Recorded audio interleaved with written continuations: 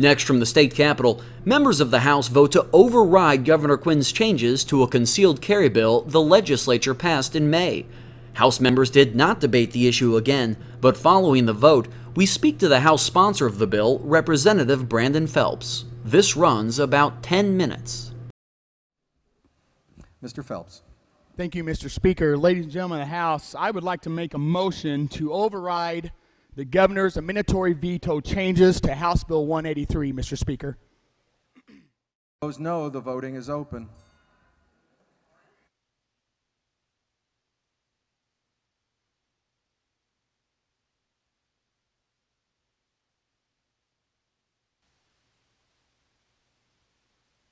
Mr. Clerk, please take the record on this question.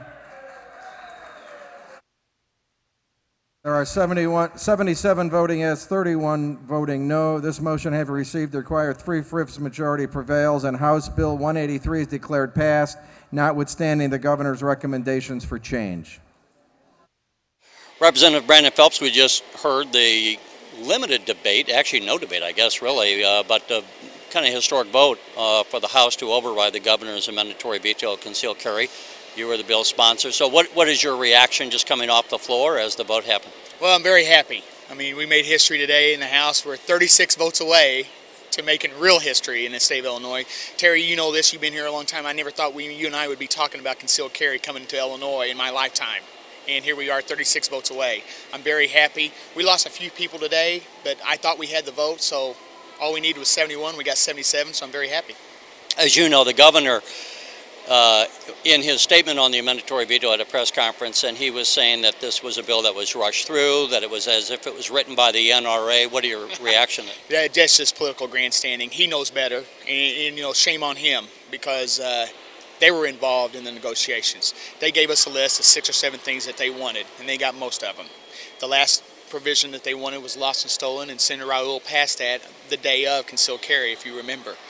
They knew every step of the way what was going on. For him to say this was rushed through, it's absolutely not true, and it's a slap in the face to all my colleagues in the Senate and in the House. We had about 2 years of big discussions. You saw what we did in the House, 80 some odd amendments. I mean, we voted on a lot of this stuff. But for him to say that this was rushed, he knows he's wrong.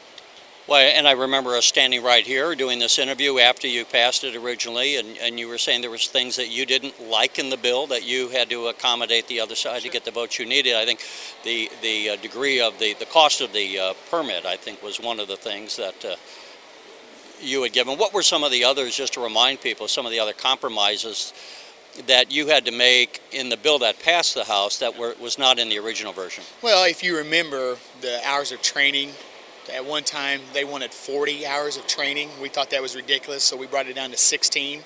They wanted $500 to $100 to $1,000 on the permit fee, license fee. We got it down to $150 for 5 years, so $30 a year for 5 years is not bad to be able to protect yourself and your family. Just different things like that. So, you know, it was a compromise. Not both sides didn't like everything in the bill, but that's what makes a good compromise bill. And we had to start somewhere because, like I said, I never thought you and I would be talking about how close we are getting concealed carry in Illinois, which we're the last state to do. And when you say 36, you're referring to the Senate as yet to vote for an override. Yeah. What happens if they fail to override? Well, we go off the cliff. By stroke of midnight today, there'll be all kinds of lawsuits. Different home rule municipalities will do different things. Different counties will do different things. I just think that'd be all chaos. I don't know why the governor would want to put people in Illinois in that predicament. But, you know, shame on him on this. He should have signed the bill, Terry. He should have signed the compromise bill, because now he looks weak, he looks irrelevant, and it was just a slap in the face to the legislature. And I think it's absolutely wrong. And you opened up a line of questioning I was going to go to. Relative, we're also ostensibly here to do the pension, which we're not going to do. There is no legislation ready yet on the pension issue. But from a leadership standpoint, how does what's happened with the governor's statements and his leadership on the concealed carry bill, how does that carry over, if it does, to an issue like pension and other issues where you're going to be dealing with his office? Yeah, Terry, we're still waiting for his proposal on all this. We're waiting for his proposal on pensions. I was waiting for his proposal on concealed carry. I never heard anything from him. They were involved, though, in these meetings. They gave us a list of different things that they wanted. But, you know, to talk about pensions, we're still waiting on his proposal. We haven't heard nothing from him. He talks about legislature needs to do something. Well, why don't you lead and tell us what you think should happen? I've yet to see that.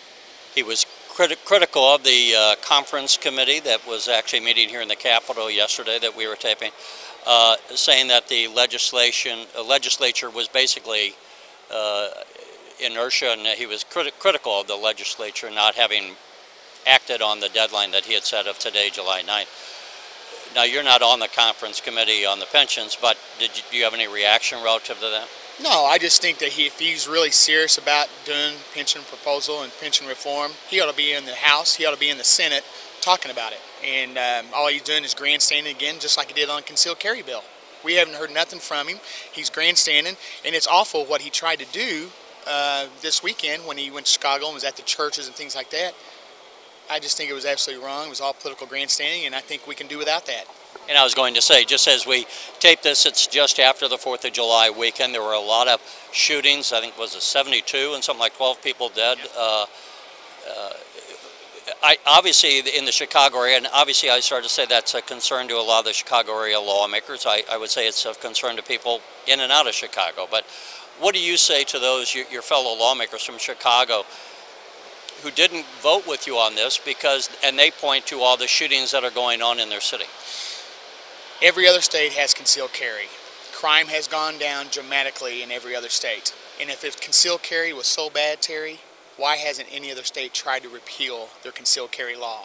They haven't, because it works. And I think it'll work here in Illinois. Even if crime goes down 1 or 2%, it's worth it because we're headed in the right direction. All right, Brendan Phelps, thanks again. You're watching the Illinois Channel, an independent nonprofit corporation formed to provide gavel-to-gavel coverage of Illinois state government and other public affairs events taking place across Illinois.